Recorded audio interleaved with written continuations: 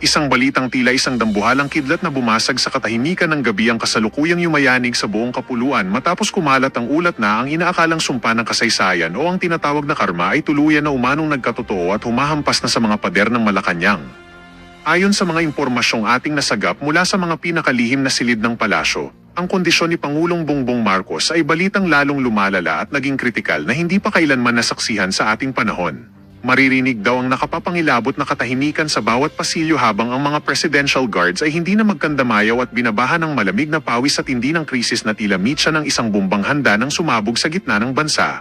Nagulantang ang buong mundo at tila huminto ang ikot ng mundo sa nakakashock na revelasyong sa gitna ng pag-aagaw buhay ng kapangyarihan ay lalong naging matunog ang mga bulong-bulungang si Vice Presidente Sara Duterte ay handang-handa na umanong pumalit sa pwesto anumang sandali.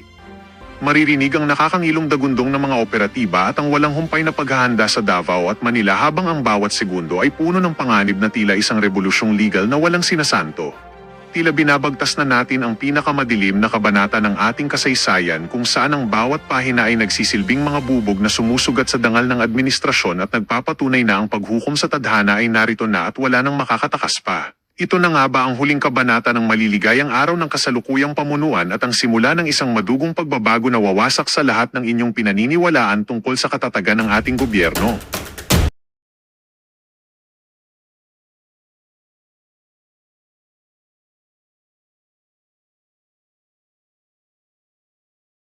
Sagot ni Claire Castro.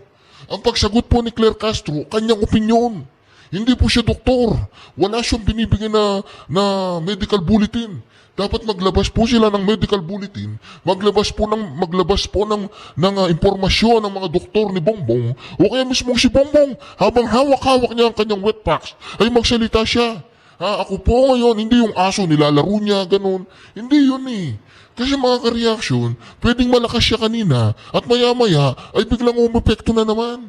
Bumurombong na naman ang kanyang diverticulitis. Di ba mga ka-reaction? Dapat. Hindi natin pwedeng pakinggan itong si Claire Castro na sa palagay ko, okay naman siya. Sa personal na opinion ko, okay naman siya. Hindi yun. Kailangan magkaroon po tayo ng official na impormasyon galing sa kanyang mga doktor, di ba? Hindi natin alam sino nagpapatakbo sa Pilipinas ngayon. Si Ralph Recto? Si Remula? Isa pa tong si Remula. Medyo matagal-tagal ko nang hindi naaamoy ang kanyang lingasaw. Hindi ko na po masyadong nakikita si Remula. Mga ka-reaction. Kaya dito, naniniwala po ako mga ka-reaction. May tinatago po itong si Claire. Kailangan mo nang ilantad yan, Claire. Kailangan mo nang sabihin sa taong bayan, Claire. Kailangan mo nang lumabas sa yung lungga, Claire. Hindi. Nagkamali po ako doon. Hindi ibig sabihin. Kailangan sabihin po nila yung katotohanan. Hindi po yung ganitong klaseng patutsada ni Claire Castro na kala niya mga bobo ang taong bayan. Akala po niya mga bobo tayo. Mali yan, Claire. Hindi kami bobo. May mga informante ang mga media. Nandun ngayon, si Bongbong Marcos mo. Nandun siya sa St. Luke. Itinakbo na naman di umano, ayun o. Sabi nung isa, wala na, todas na, hindi. Habang hindi po natin siya nakikita, si Bongbong Marcos na maayos, na siya ay kaya niyang gampanan ang tungkulin bilang presidente, at kung hindi na niya kaya, nandyan lang naman si Sara Duterte naghihintay. Hindi po ganyan. Hindi personal na opinion ang kailangan namin, Claire. Ang kailangan namin, yung tinatawag nating medical bulletin na nanggagaling sa mga doktor, nanggagaling sa mga eksperto. Hindi nanggagaling sa katulad mo, puro ka na lang personal opinion sa tingin mo? Hindi namin kailangan ng personal opinion mo, mali yan. Nandiyan si Sara Duterte naghihintay lamang. Diyan sa tabi, bigay mo na kay Sara, di ba? Bigay mo na, bumaba ka na, Bongbong. So, umabot po yata ito ng 2 oras. So, hindi po tayo makakatugon sa mga source na hindi nababanggit kung kanino galing. Yung medical bulletin from the doctors themselves po, hindi pa pwede mas makabubuti kung sila na mismo ang magbigay ng medical bulletin. Sa ating pagkakaalam po, pagka naglabas ng medical bulletin, dapat si serious illness. Kung sinabi ng Pangulo na hindi to life-threatening, so ba't kailanganin po sa ngayon ang medical treatment? Hindi medical bulletin. Hindi serious yan. Hindi life-threatening yan. Sabihin na natin hindi life-threatening.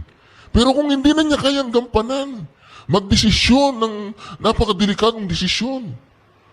Maya-maya iba na yung takbo ng isip niyan. Sinabi niya, lusubin ang China. Mali yun. Di ba? Kailangan clear. Ay, tingnan mo ngayon si Ralph Recto. Si Ralph Recto mga ka-reaction. Siya yung nagpo-proxy. Di ba? Gusto yata maging presidente ni Ralph Recto na hindi tumatakbong presidente, ano? Oh. Samantalang kami naman po ay nagpo-provide sa inyo kung anong ang kalagayan ng kalusugan ng Pangulo. Anong pinoprovide mo? Yung personal na ano mo? Personal na opinion mo? Yung tingin mo, nakita mo si Bongbong, okay naman siya. Okay lang yan. Para sa akin wala siyang nararamdaman masama. Nakita ko siya okay. Naglalaro ng aso, okay. Oh. Ngayon, tinakbo na naman sa ospital. Okay ba yun? Baka bumurumbo na naman yung kayo wetbox. It's too big. Do it for me, honey. Do it for me.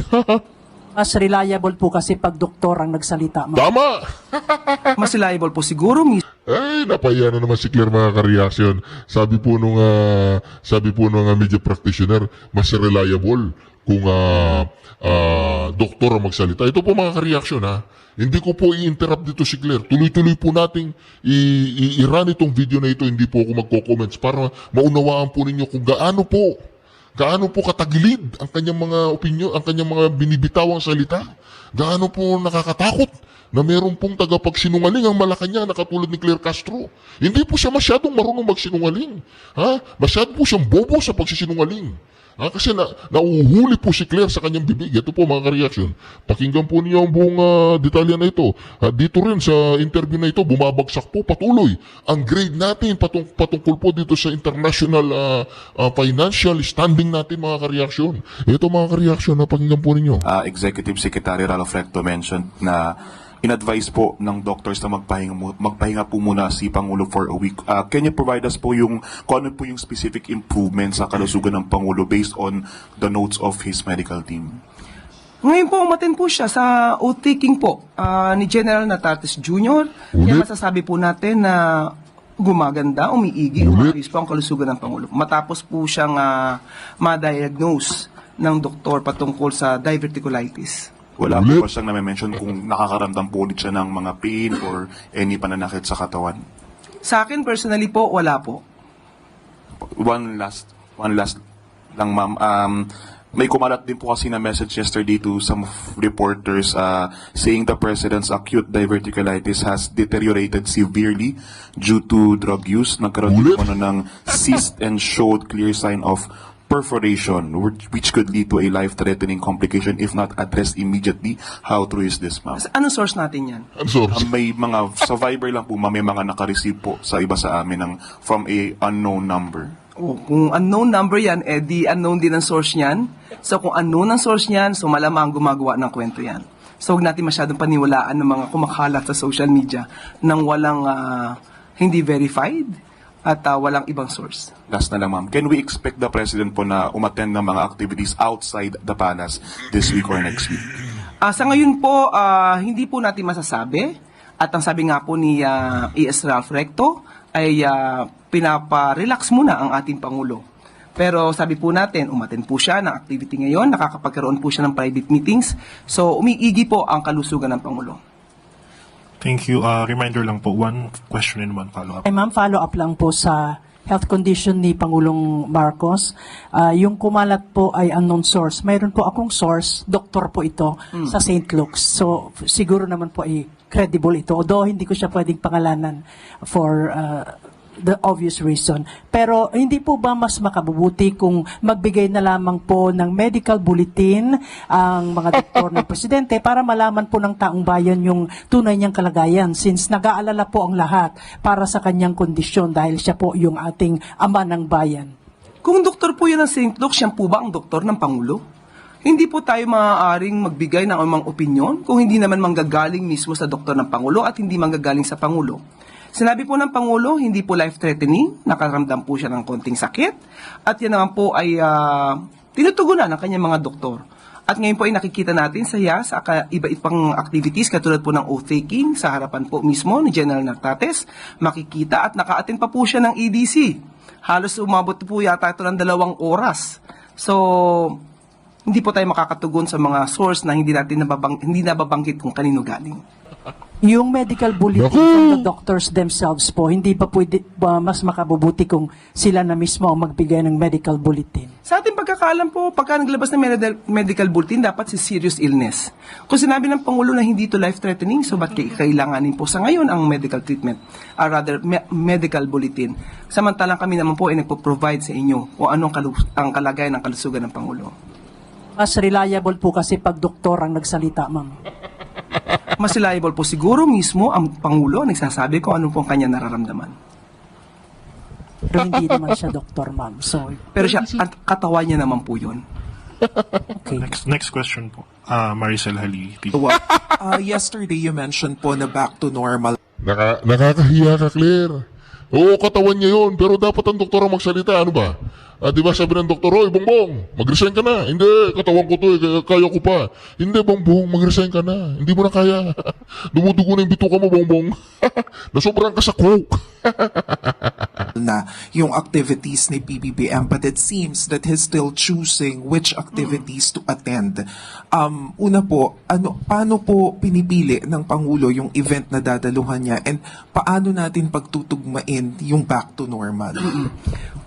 Nung mga nakaraan po kasi, nakita nyo naman po, magpupunta siya sa Antique, tapos susunod sa Negros Occidental. Isang araw lang po yun. Tapos susunod po, may meeting sa hapon. So yun po ang sinasabi ni E.S. Ralph, kailangan medyo hinay-hinay, pero hindi naman po talaga lahat. Hindi po mapapahinto ang Pangulo sa pagtatrabaho kung may kinakailangan po siya na gampanan ng mga private meetings at mga ibang activities katulad po ng EDC meeting. Yan po ay pinupuntahan po ng Pangulo. Naku! Kasi for example, yung kanina ma'am, within the palace lang naman yung event. So why did the president decide to skip the event kahit na nasa loob lang siya ng palasyo? So ano po yung nagiging factors to decide na okay, pwedeng tumalo dito ang Pangulo, dito wag muna? Nasa prerogative na po ng Pangulo yon. Kung nararamdaman niya po na ito muna ay dapat atinan muna ng mga alter ego ng Pangulo, yun po. Yun naman din po ang in-explain ni E.S. Ralph Recto. Nahirapan ka na, Claire. Nahirapan ka na. Next question po mula kay Mads Moratilio, Net25.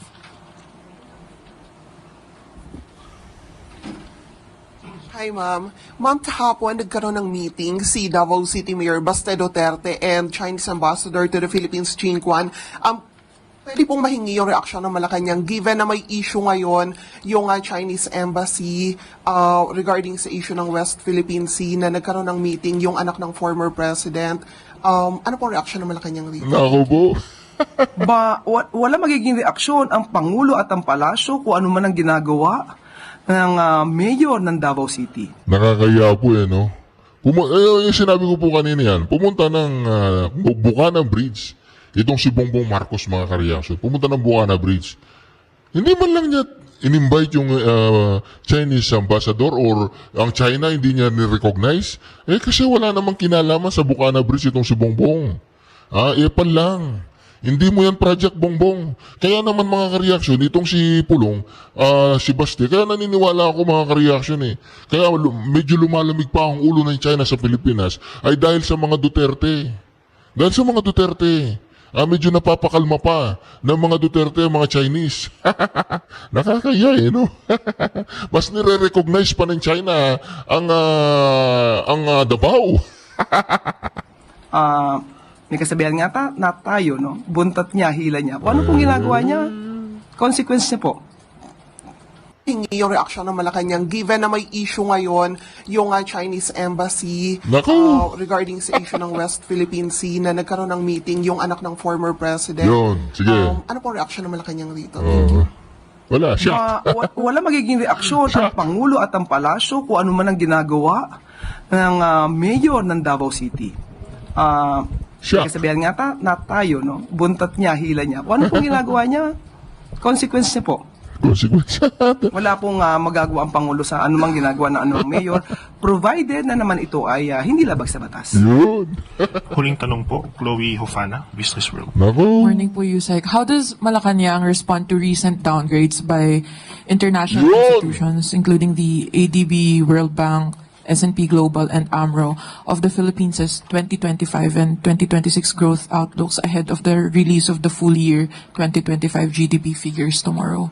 Bumagsak na naman po ang ekonomiya ng Pilipinas. Bumagsak na naman. Ano kayang masasabi ni Krililing dito? Actually, natanong mo yan kahapon, kaya ginawa ko ang aking assignment.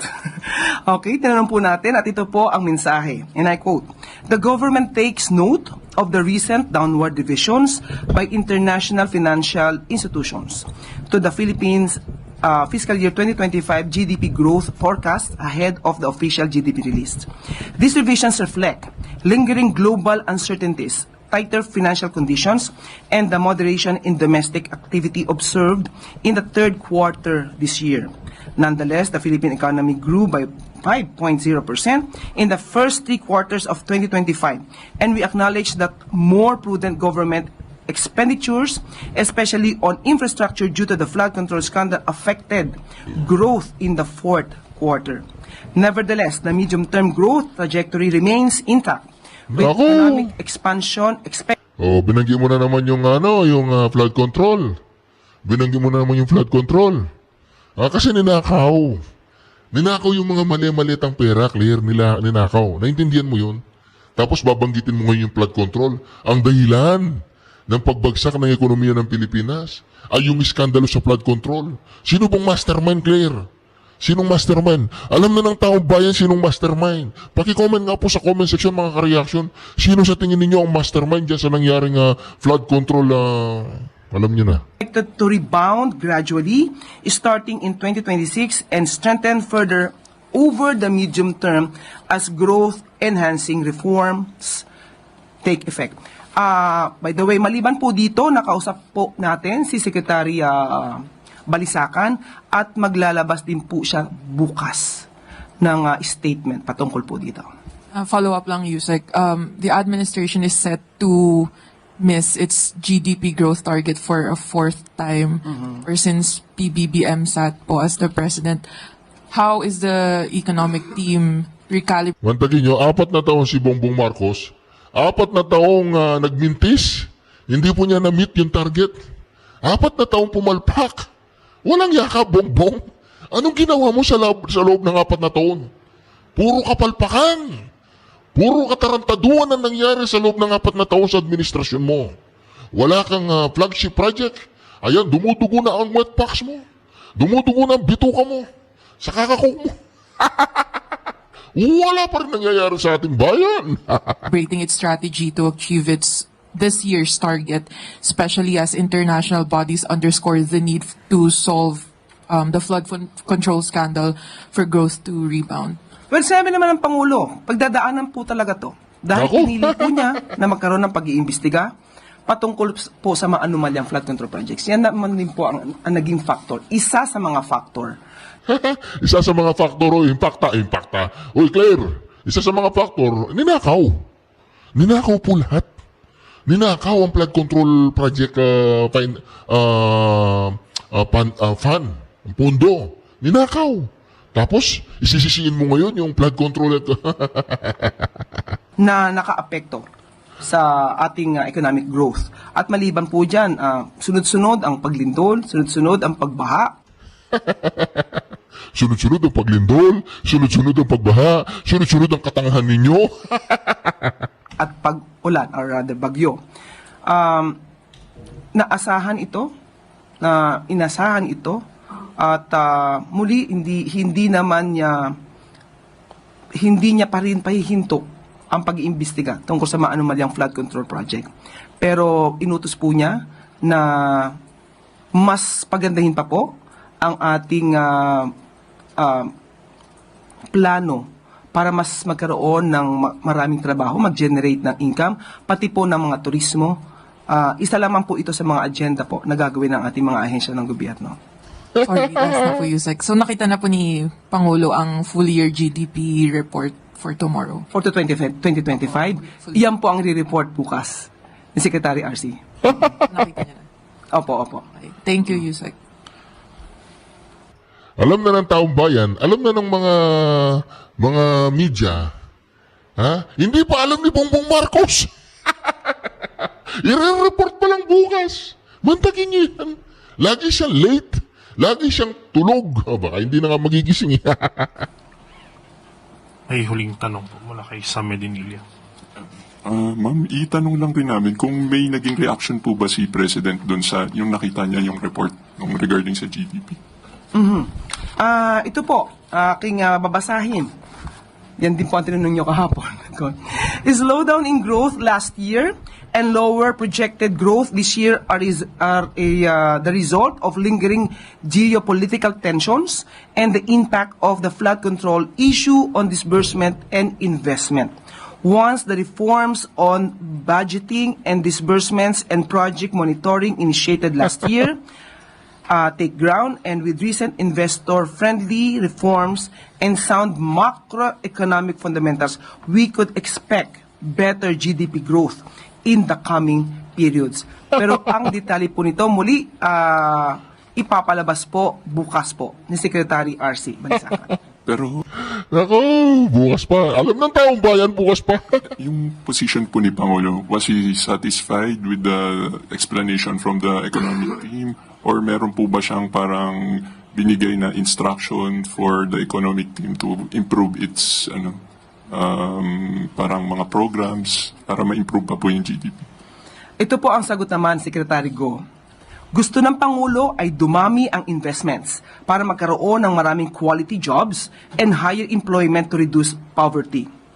Inflation is well controlled at pinapaalala ng Pangulo na bantayan ng gobyerno para po it will remain low. Yan po ay ayon po kay Secretary Frederick Go.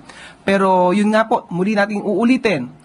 At dahil nga dito sa maraming naging ingay na dala ng pag-iimbestiga ng maanumalyang flood control project, talaga po nakaapekto sa ekonomiya. Pero wala pong magagawa kung hindi talaga pong linisin ang ating bansa mula sa korupsyon at kailangan magpaimbestiga para mapanagot ang mga sangkot. Dahil kung hindi ngayon, kailan? Kundi ang Pangulong Marcos Jr., sino? Yun na po ang huling tanong. Parang kanta yun Maraming salamat. Parang kanta yun Karagdagang 47 vendor kiosk sa Pasig River Esplanade. Biglang napunta sa mga vendor kiosk, Ang usapan, Claire, kumusta na si Bongbong? Ang usapan, Claire, nasaan si Bongbong? Ngayon, dinala mo na naman dyan sa mga vendor, mga kareaksyon. Lilinawin po natin, mga kareaksyon, Lilinawin po natin. Ang pinag-uusapan po natin dito, mga kareaksyon, unang-una, si Bongbong Marcos pa po ba ang nagpapatakbo sa ating bayan? Unang katanungan po yan, mga kareaksyon. Si Bongbong Marcos pa po ba ang nagpapatakbo sa ating bayan? Pangalawa, kung hindi si Bongbong Marcos, sino? Yan. Pangatlo, mga kareaksyon, alam pa ba niya ang nangyayari sa Pilipinas? Alam ba niya na patuloy na bumabagsak at dinadowngrade ang ekonomiya natin ng ibang bansa, ng mga institusyon, financial institution, ng international financial institution. Patuloy po nilang dinadowngrade ang ating ekonomiya. Ngayon, mga kareaksyon, itong si Claire Castro, lahat ng report niya, pansariling opinion niya, binabayaran natin siya, pinapasahod natin itong babaitang ito, mga kareaksyon, para lamang sabihin niya ang kanyang personal na opinion. Ano yan, vlog? Vlog niya yan? Mga kareaksyon, mag-comment po kayo sa comment section.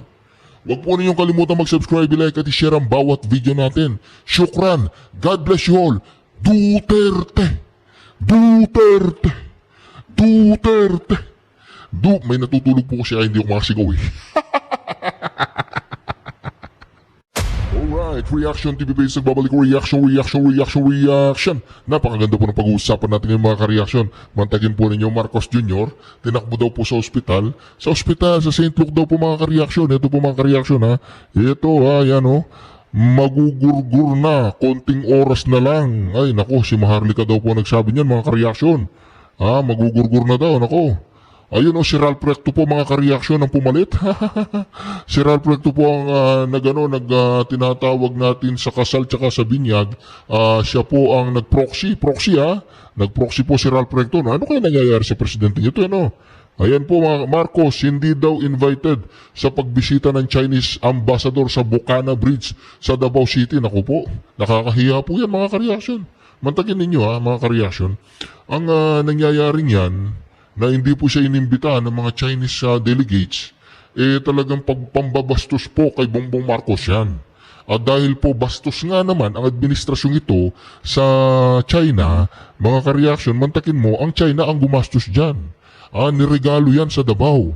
Tapos pumunta ka dun, kasama mo si Vince Dizon, kasama mo yung mga alagad mo, naglakad kayo na parang goons sa gitna ng Bukana Bridge. Hindi nyo man lang pinasalamatan ang China na nagbigay po mga kareaksyon ng financial dyan sa Bukana Bridge. Financial support. Nako mga kareaksyon, ito pa Ayan buti na lang alam po ba ninyo mga kareaksyon. Sa tingin ko